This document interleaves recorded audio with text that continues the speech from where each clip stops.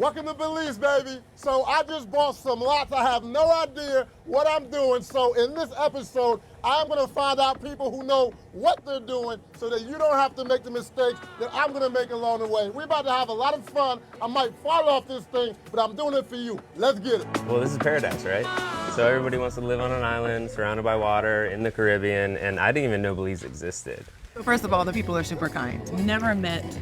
I've been to a country where the people are nicer. Yeah. When you could go to a place where you don't have to fear leaving the resort, that's where you want to be. Like, I can own a piece of land on an island for this little bit of money and actually buy a block.